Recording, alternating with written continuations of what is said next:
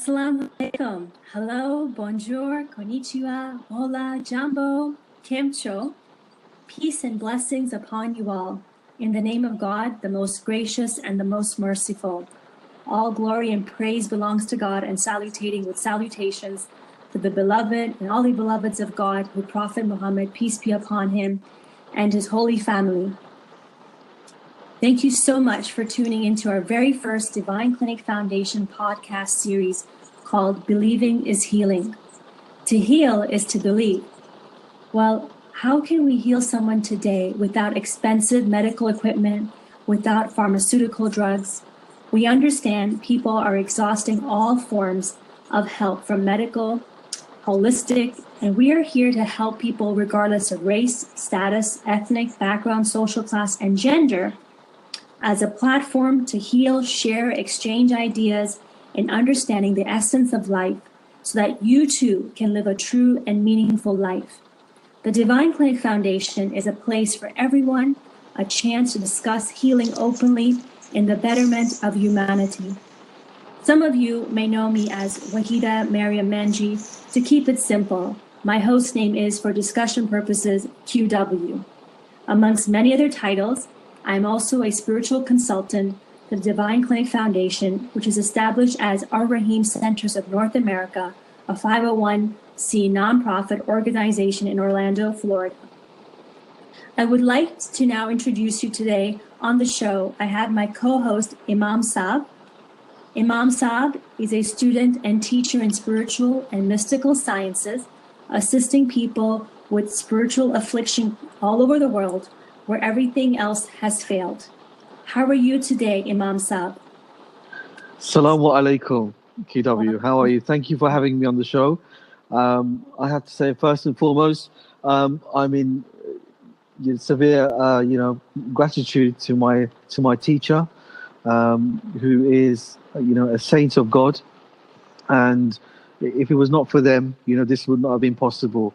So I'm very well, and the fact that I'm standing here today is a testament of that, really, of my encounter with the divine and my encounter with experiences that have changed me as a person, that have changed the lives of people around me, and have introduced this different perspective of life, which I think people should be aware of, really.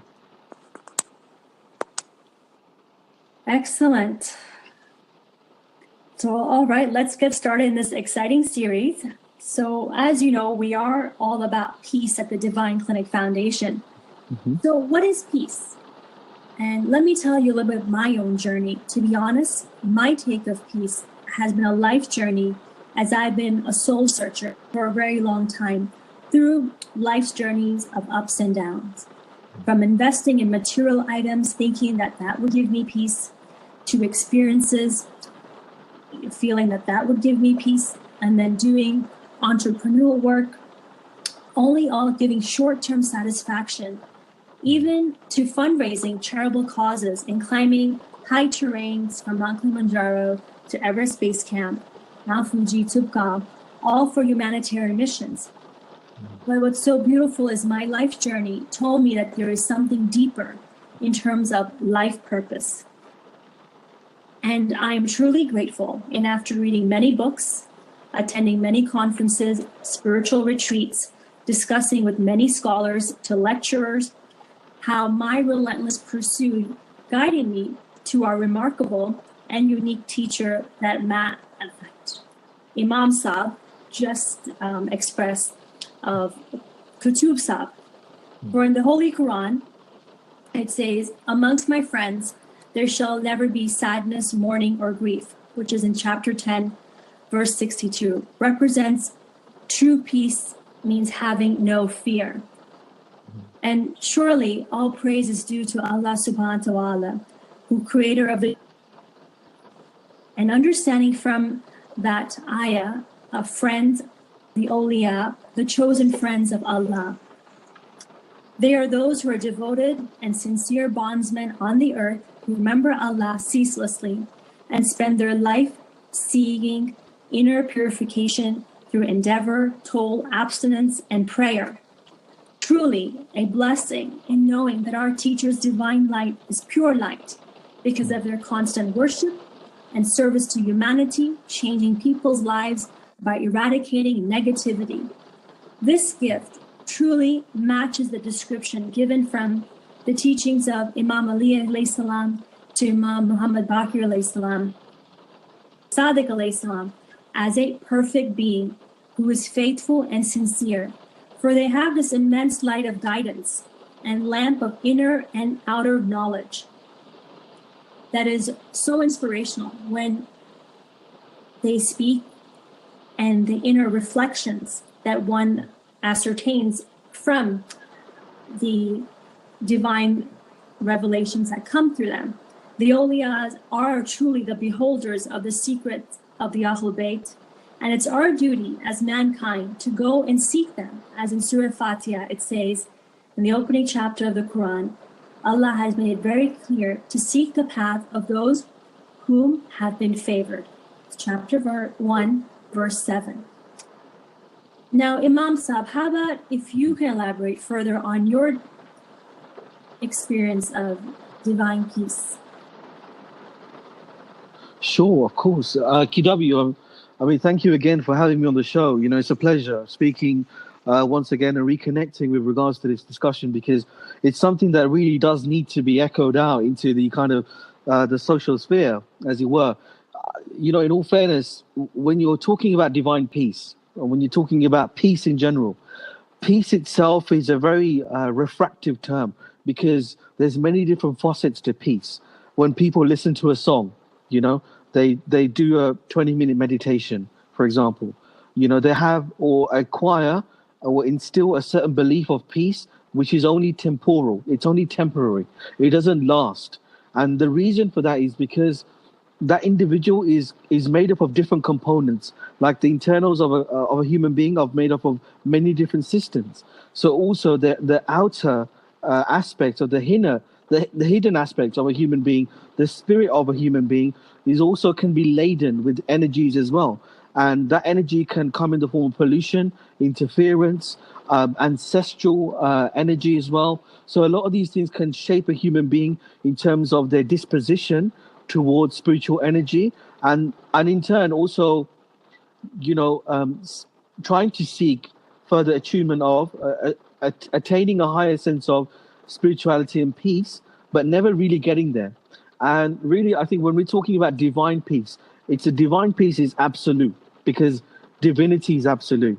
You see, when we look in the context of religion, when we look in the context of religions of the past, when we look at Judaism, you know, Christianity, Islam, we understand that, you know, when beings are projected as leaders of a community and are given almost supernatural powers by God himself, right? So what we understand is that these beings are harnessing a divine power that is not able to be given to anybody else. You know, as a human being is able to have a lock and key mechanism. And that's what we also believe in this, in that those who are the saints of God, those are his friends, who have gone through that path of struggle, inner struggle and outer struggle, and then have come to a harmonious one with God. Yeah. And when they have reached that plane of existence where nothing really exists, and then they come back to this world and they're able to service humanity in a much more defined way. So I think that's what when we talk about divine peace, you have to really understand where divine peace actually comes from, and in understanding the personalities behind those bringing that peace is the first and foremost in understanding how one can then achieve that, or try and achieve that.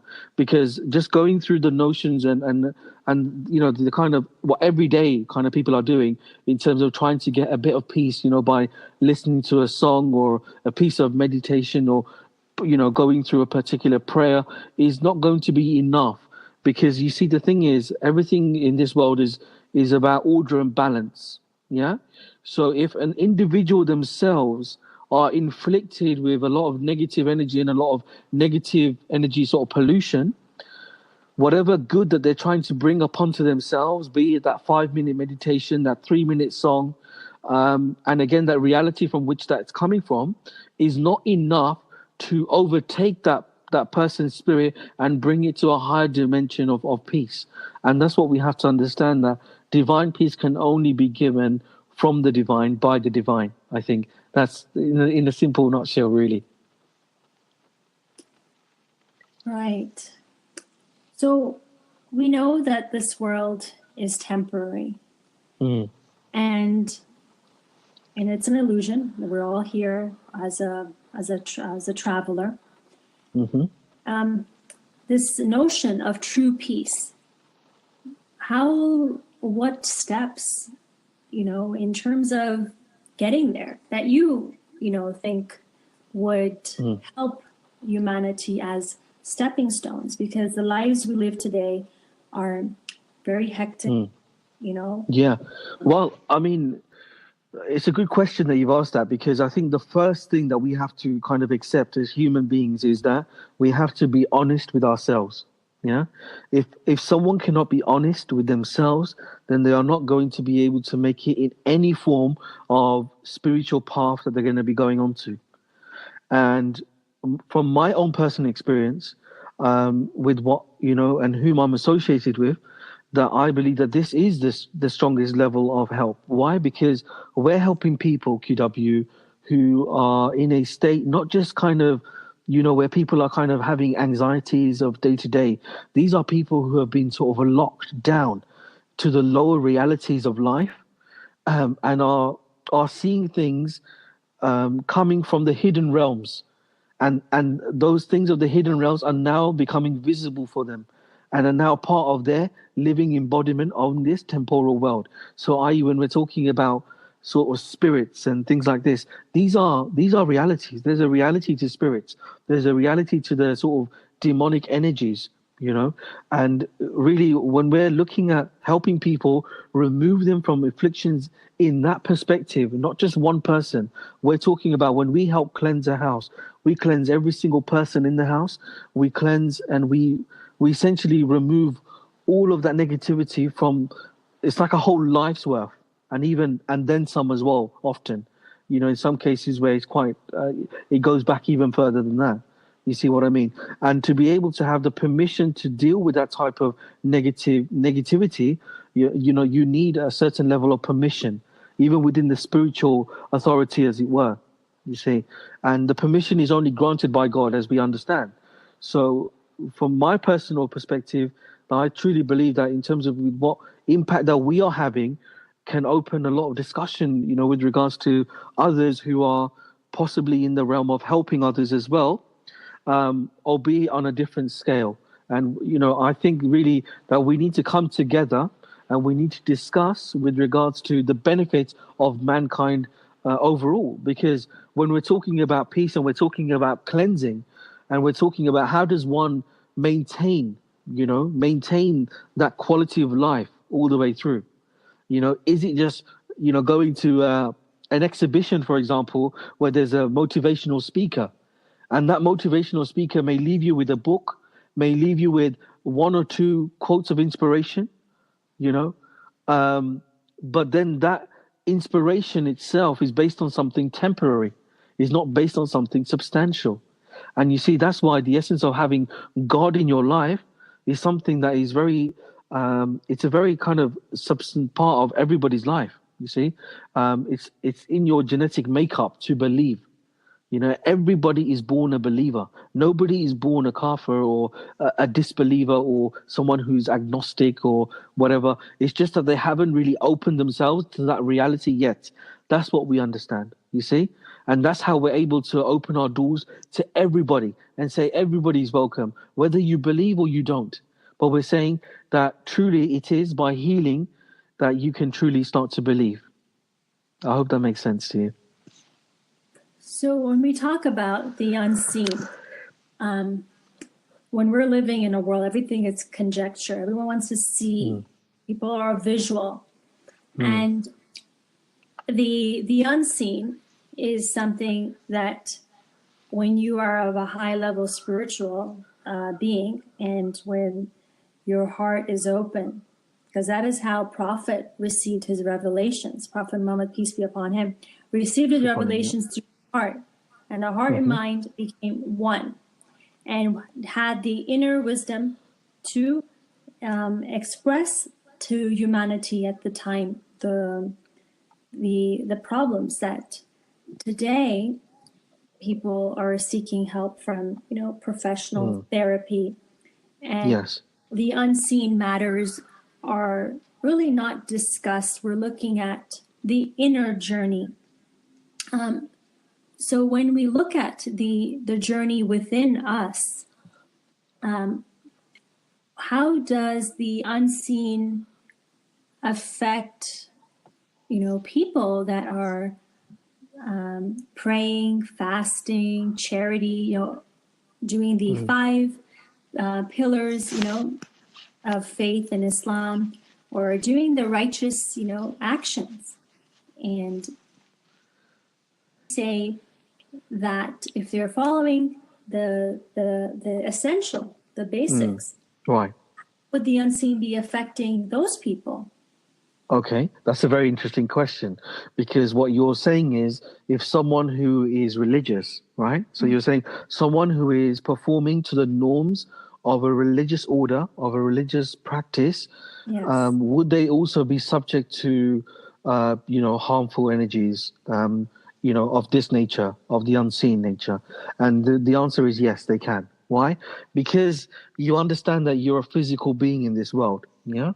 And if you understand it from the perspective that even though your prayers and your rituals, as it were, your forms of rituals to God are is just a form. But you see, when you're going through spiritual practice, what you begin to understand is that the physical form of worship actually has a very, very big spiritual component attached to it. And through your teacher, you begin to understand that how you unlock that kind of spiritual component within the prayer. And I think that's what really is lost today, that people are praying, but the praying itself is not tend to be sort of like helping anything at all. Now, for example, if you look at it from the context of someone becoming ill, now if someone who doesn't keep clean, like in terms of like their body, right?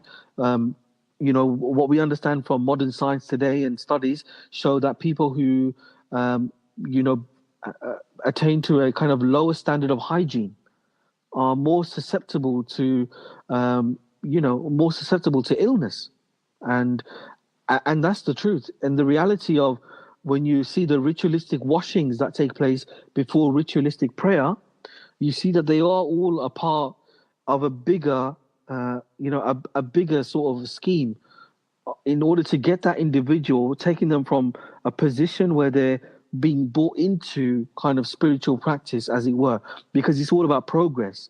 Now, when we're talking about can certain things affect people? Yes. Why? It's a very simple understanding that if you don't understand something or you're ignorant towards something, and your inability to perceive things beyond your own mindset, you become a kind of like a limiting person. And that in itself, because that may also be because of the fact that you are also under spiritual affliction, correct? You see what I mean? Because if you're under spiritual affliction, then you can only see the world in a very negative perspective. You can feel the fear, you can feel the anxiety. These are all real emotions that are emitting out of you. You see, and the energy around you is attracted to the energy that you are emitting. So you indeed are a source of that energy. So if that spiritual affliction around you is emitting a very negative signature, the negative energy around you will be drawn towards that almost like a magnet. So even if you pray or you don't pray, it doesn't make a difference. It's about the individual themselves. And that's why we take a very, very holistic approach when we come to looking at cleansing someone. We cleanse the whole family, because you understand that things are carried from the family tree. They carried through into this generation, into that generation, just like in the sense of when you have physical traits of a human being. So if your mother had blonde hair and blue eyes, and your father had blonde hair and blue eyes, then you're going to get blonde hair and blue eyes. The chances of you having that are very high. Yeah? Because they're the dominant features. Now, let's imagine it's not just your mom and dad who have got blonde hair and blue eyes, but they also have a lot of negative characteristics and impurities that are affecting their spirit. Now, when that happens and these two people join together under the Holy Communion, under God, come together in the form of marriage, which is a very sacred thing, and then they have a child, which is yourself. Now, you yourself, your spirit will be polarized from the fact that both from your mom and your dad, the negativity that is around you is going to cause some effect to your own spirit as well. You see what I mean? So it's going to have some effect on you. Now, then when you go out into the wide world and you're trying to better yourself and you're looking at everyone else and you're saying, why can't I be like that person? Why can't I be like this person? The reality is you can. The reality is everything is open to you, right? But you can't. Then the reason why is because you haven't understood the fact that there's things around you that you are not capable of seeing, but you are capable of seeing the manifestations of what's coming from that, which is all the bad luck, the kind of always seeing things in a very negative way. You may see shadows and all that sort of stuff. You may hear voices, and these are all manifestations of someone who's in spiritual turmoil rather than someone who's not. Does that make sense? So from what I'm Is that understanding, clear? yeah, so we got to remove these spiritual blockages, which are Yes, of course. unseen, that are My goodness. ancestral. Yes. They're in the Yes. line. They're in in our home spaces.